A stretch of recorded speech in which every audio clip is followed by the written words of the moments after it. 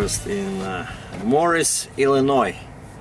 This is the place where I'm supposed to come on day one, but yesterday I was only able to go to where was I? Benton Harbor. Yeah, so but I found a great place. I wasn't sure. I tried to call someone on the radio and on the CB because I didn't remember if they allowed parking at Walmart, but I know there's a Walmart right next to that Flying J, like the next exit. And I went there and there were trucks parked, you know, beautiful. So there's trucks parked, then I know that everything's okay. So usually, you know, if they tow you, right, you won't see trucks there.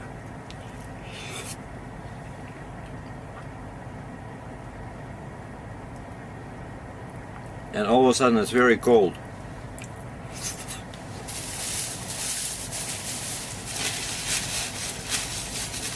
In Ontario it was pretty good, but here it's like yesterday was cold. Now it's 17 minus 8 Celsius, but no snow. I just flew through Chicago this morning. Today's Saturday. No traffic. But on the opposite side, actually I started driving and there was signs, you know, like the road is dry, and then there's a sign that says possible ice, watch for slippery sections. What? And then we drive, everything's fine on our westbound lanes, and then all of a sudden I see on the opposite side a big mess. Police cars, you know, lights going on, and right as I'm passing I slow down just to take a look, and in the middle lane there's a car all smashed up, you know, like the side, someone hit it on the side pretty bad, the front, and it probably, and there's another SUV in the, like this was a very small car, and there's an SUV on the shoulder in the fast lane.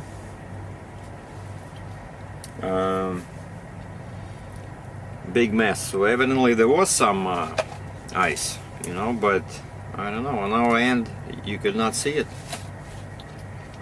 Damn, this avocado is good.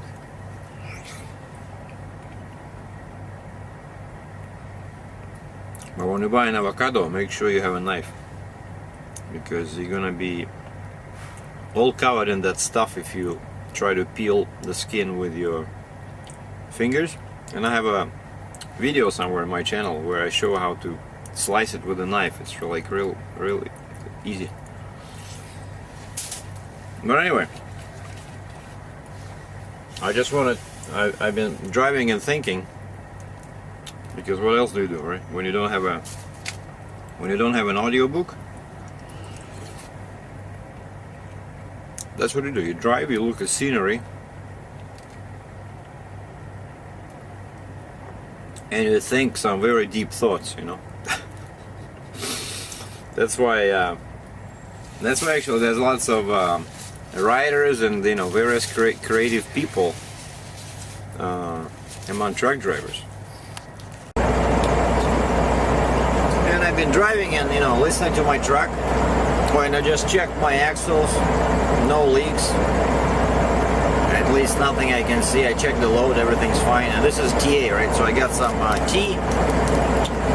I mean, I got free hot water. Use my own tea. They did not charge me anything. And they did not have the bars I usually buy, so I bought these ones. I think I tried them before. It's called Good Greens. Good Greens. I'm trying to get away from those protein bars that are laced with chemicals, you know, like this says here, 100% of your daily fruits and veggies, all natural, 10-gram protein, 3 probiotics, 40 antioxidants, low glycemic index. And that's very important. So it means that it's not going to send your blood sugar, you know, sky high like others do, because That's what causes cholesterol and heart problems. Foods with high glycemic index, which means that they affect your blood sugar really bad, and that's tied to your cholesterol. Anyway, these are $2. But if it's 100% of your daily fruits and veggies, so that's good for 2 days. So you're actually saving money. Oops, sorry. Oh, and I've been driving and thinking what I gotta do in my truck. And I did notice that when you start and when you drive slow, like the volts on the battery go up basically pretty much all the way to the end of the green area to 15 volts, which is too much. I think I do have one bad battery, even though I just got them like in May. I think I replaced them maybe in the summer, because I remember when I was getting ready for the winter. So they're pretty fresh, and I got higher capacity. I think they're like 950 cc, you know, cranking, whatever. But I guess when my alternator died, or it started fluctuating, sending fluctuating current, it damaged one of the batteries. Anyway, so I did a list here. And it's all small repairs, but you gotta do them. I want to test batteries, and they'll tell me I need to replace a battery. Now something is going on with my cruise control switch. There's a switch at the clutch pedal, and I couldn't turn it on, the cruise, if you remember, my clutch was bad, right? So it did not give me the pedal did not go all the way up. But now I'm driving, all of a sudden the cruise cuts off, you know. Okay, once it was a bumpy road, but then I'm just driving on the nice road and it cuts off. I think it's the switch or my pedal again, but I'm leaning towards the switch. Now my strobe lights, that cheap switch they put in Washington in the rear of the trailer, it's real flimsy, and I touch it and there's no lights. I just, you know, wiggled it a little bit and the lights came on. So it's like a very cheap switch. I gotta fix that because they probably, if I switch them on and I start driving, they can disappear and then reappear, and I'll get a ticket. Okay, check oil levels in the tranny and axles. So even though I don't see a leak, but I did what, like maybe 600 miles now. I'll wait another 400, and after 1,000 miles I'll just stop at the shop and get them check the levels. Then I bought a power harness for the Caterpillar, but I didn't receive any shipping notifications yet. I don't know why they're waiting. I placed it on Friday, and I gave them a UPS address in Washington where I'll be passing. So if they're late sending it, that's no reason for me to, because I won't be there. So these guys, if they screwed up, I'll have to cancel the order or give them a new location. And last but not least, oh yeah, it's like a little modification, but you know, it's just I really don't like my small bumper. All new trucks they have higher bumpers. I found you can buy a little skirt online. It's like $200. I think more than that, and you can install it under your bumper. It's like 4 inches tall, so this will kind of cover the axle, so that there'll be less, you know, resistance from the front, especially when it's windy. Oh, and last thing I forgot is that, yeah, someone said, hey, your repairs should be all done, right? The last thing, actually, the biggest thing is my front tires. It's because when that guy hit me in Texas, when was it, like a year or two ago, in the summer, he shook my truck so bad is that I suspect he shifted something inside the tire, And that's why after that accident, the truck started pulling to the right, and then we switched the tire, and now it's on the left, and it started, you know, wearing. It has that bold spots. It's still legal, but you cannot replace only one tire, right? So I have to replace two, and that's $800. So welcome to the magical world of trucking. Yeah, but one thing I was thinking about when driving, and right now I'm driving on I-80 westbound towards Iowa, but I'm still in Illinois, exit 105 Seneca. So I was thinking about investments, you know, like how do you get ahead of this? Because just like this guy from New York, John, left a comment that it seems like all the money goes towards the truck, you know. Truck repair and fuel and tolls. So I don't know. So let's say, but now I have this nice program, right, where I save money, but the highest it went was, I think it was, yeah, like $1,500 bucks. And both times I had to use it for repairs. First I had to use it for my clutch replacement, right? And now I had to use it when I was doing my axle ratio change, but I needed the clutch, and I wanted to change that axle ratio because I'm pulling heavy loads, right? Right now I have 60,000 pounds on the bed. This is not a laughing matter, you know. You need slow axle ratio. So I cannot build up those savings, but let's say I do build them, and let's say I have $10,000. 10,000, beautiful number, US dollars, not Russian rubles or Japanese yen, you know, real American dollar. Now, what would be the best way to make it grow? So first I can go to Las Vegas and bet it on black. But chances are slim that I could make some serious money, right? So next, I already have a trading account at my bank, like a discount broker. So I can basically buy and sell stock right from my computer anytime I want, as long as I have the money. It's not margin, it's like a cash account. So I can buy stocks. And someone was skeptical about stocks. Let me tell you a little story. You guys have time, right? Okay. Just checking. The story is this. I've been reading on and off about stocks and investing, and of course when I was in real estate before, but got out of it, I was, you know, it was too boring. But maybe it's a different matter as an investor, because my friend Mark, he bought a house. If you remember, I think I mentioned this before, and now it's worth like 100 grand more, and he's younger than me, and of course he makes payments, but sooner or later that house will be paid off and he'll be able to sell it and right into the sunset for his retirement, you know. I have nothing. And so the story is this. You remember that big crisis with auto companies, when was it, 2-3 years ago, when they almost declared bankruptcy and had to ask the government for loans? And I think Ford was the only one that did not ask for a loan. And I go to finance.yahoo.com.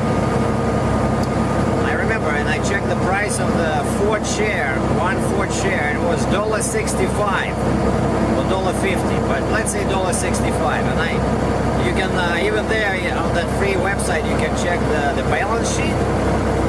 And of course I don't know much about them, but you know, I looked at assets, and Ford had quite a whole bunch of assets, you know, like factories and land and stuff like that.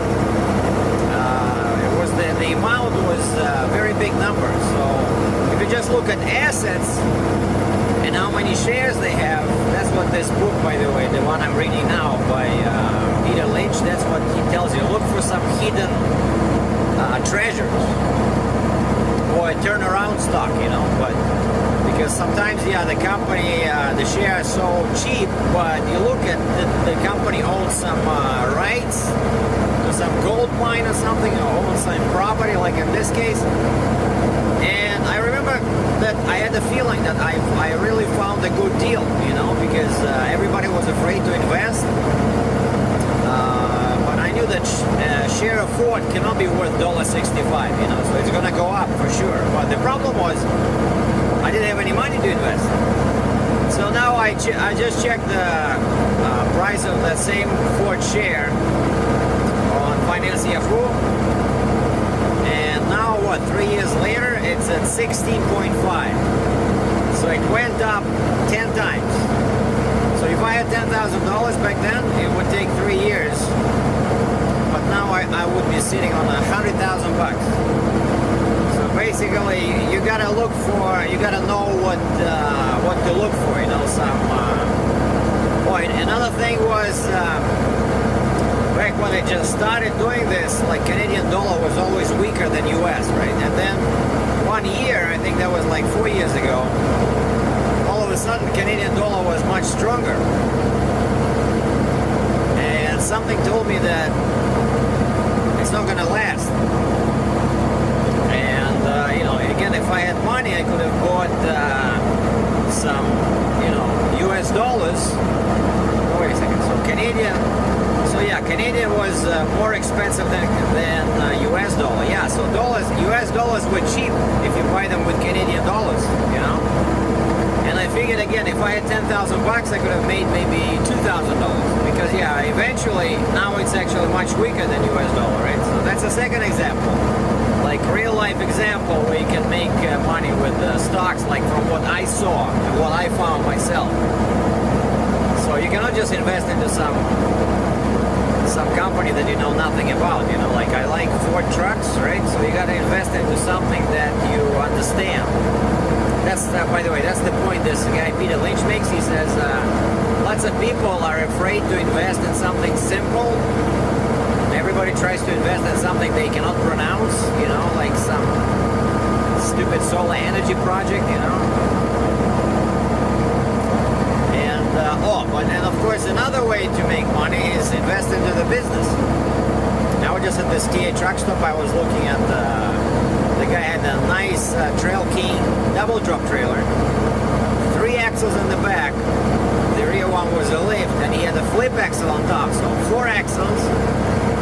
And the truck had another lift axle.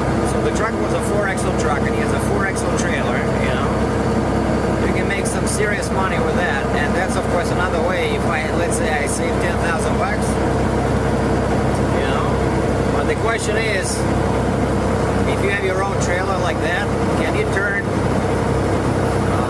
10,000 into 100,000 compared to my step deck trailer? I don't know. Can I make, you know, like extra 100 grand a year with that trailer?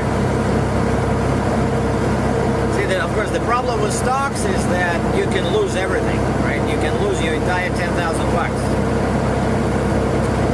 With the trailer, it's a bit more difficult because, okay, it can be stolen, it can burn down. But if it's your own money and it's insured, you'll probably at least get your money's worth, you know, like the market value, at least something. So I don't know. Yeah, stocks, of course, are more risky. That's why you can make more money there. So the jury is still out.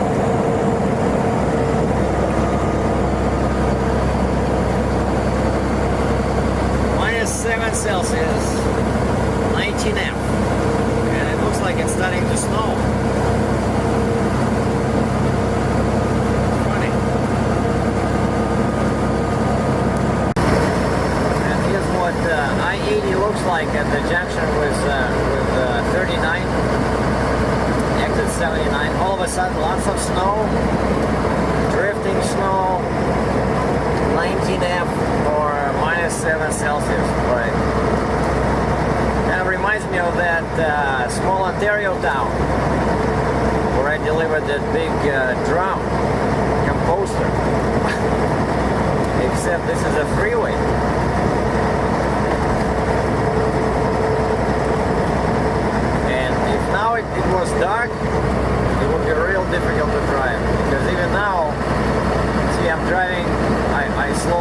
to 56 or 90k an hour because the visibility is not good.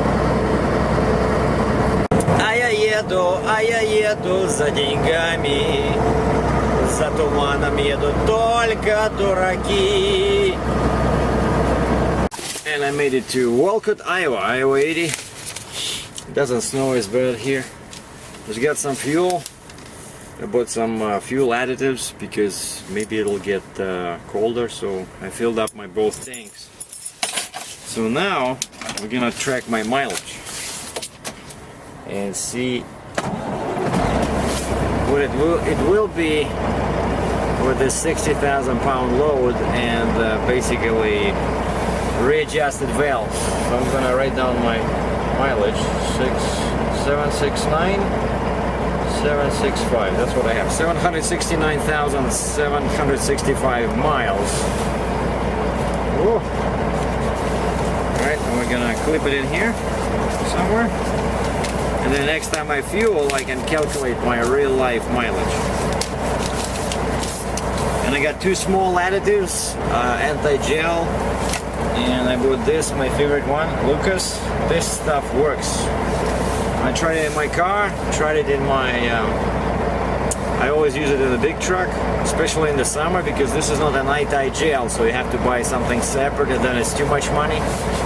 But here the price was only $3.77 per gallon, which means that I'm probably getting $3.50, $3.55 as a Landstar driver because we have another hidden discount.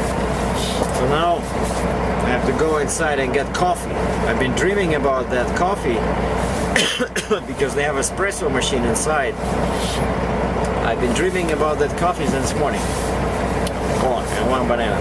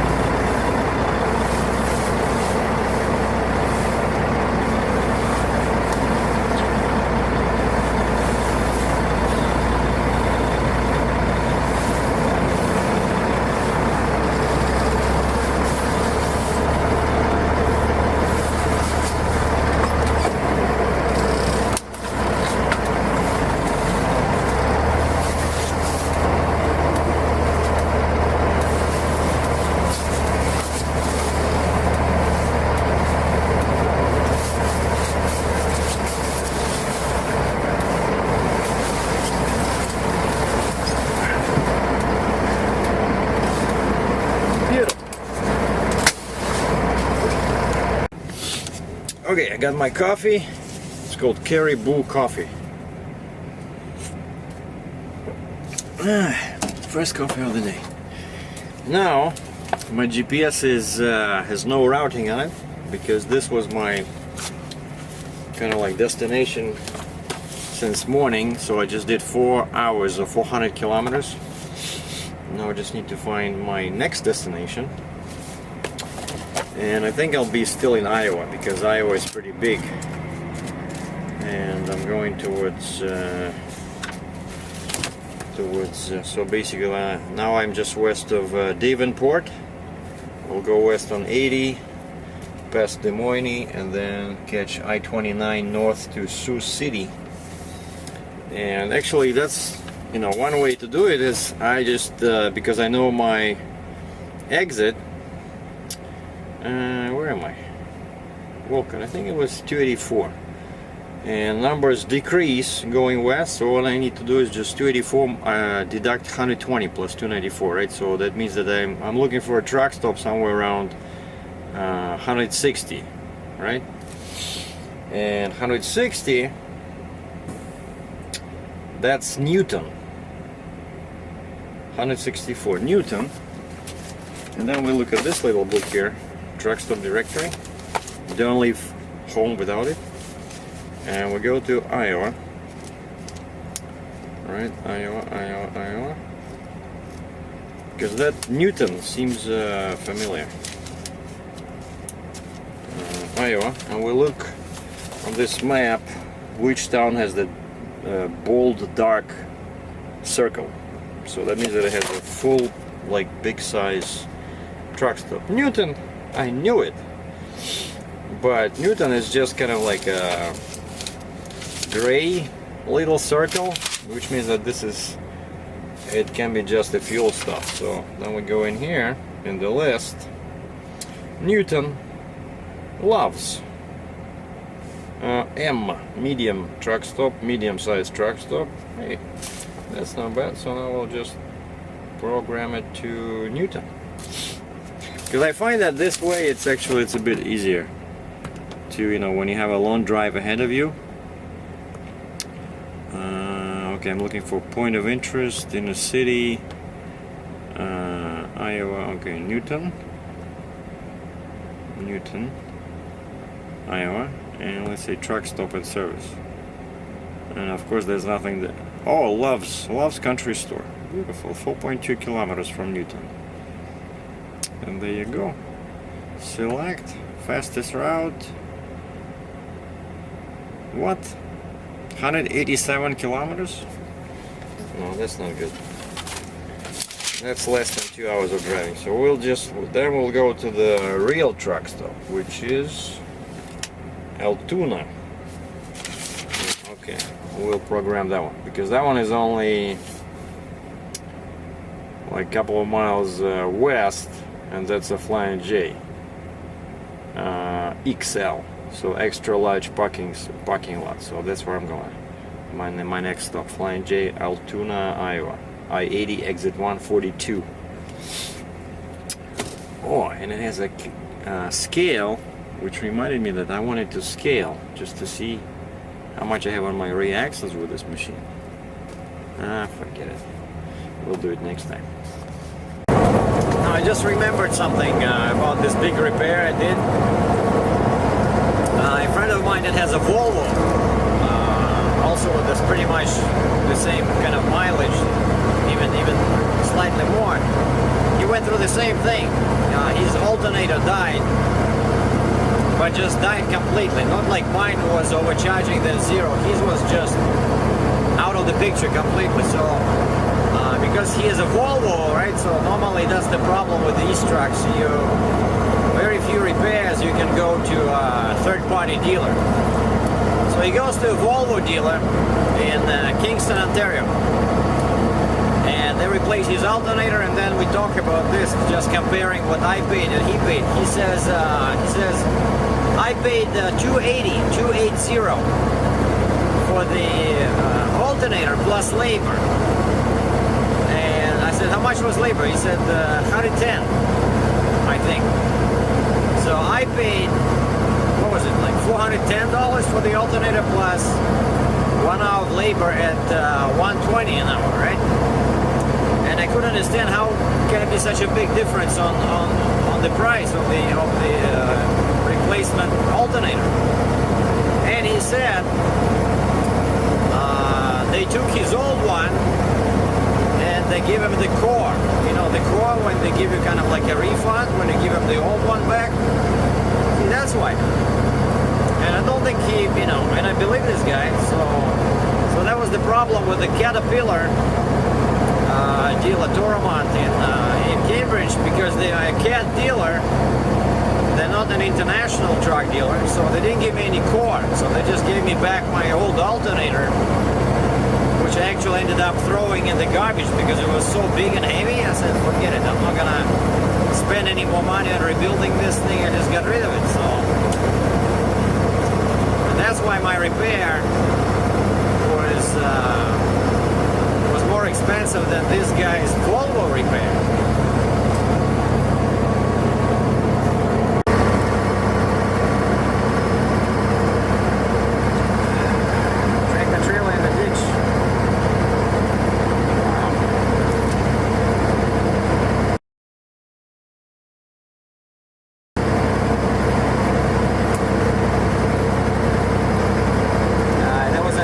Trailer central with a reefer, and there was a pickup truck with a little small trailer.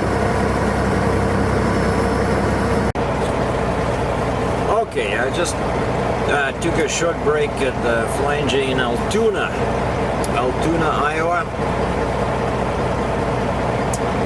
Got some tea, got some snacks. And I look ahead, and the next major track stop is in Avoca, Iowa, which is only 100 miles from here. But then I have to switch to 29 North, and the next big track stop is only in Sioux City, which is too far. So I'm gonna just cut it short today, you know. I worked hard yesterday, but then I'll catch up tomorrow. I'll have to do probably like 550 miles tomorrow. Oh, just met a fan. One of my wipers did not stopped having water. You know, when you push windshield washer fluid, only one wiper had the water, so I know that happened before. It means that the hose disconnected itself. So I climbed in there to reconnect the hose, and a guy comes over and says, "Hey, you're the famous Sergie." I said, "Yeah, that's me." So we started chatting, and he used to he's an American driver, but I think he's from Ukraine. Oh, his family's from Ukraine, and he said he pulled the flatbed, but for winter decided just to switch to drive-in, but because the pay is pretty much the same. He says you work much harder, but and lose much more time. But he said you only gain like 2 cents per mile, which of course does not make any sense. But one interesting thing this guy said is that he said his company, they have international trucks, and they have Cascadia Freightliner.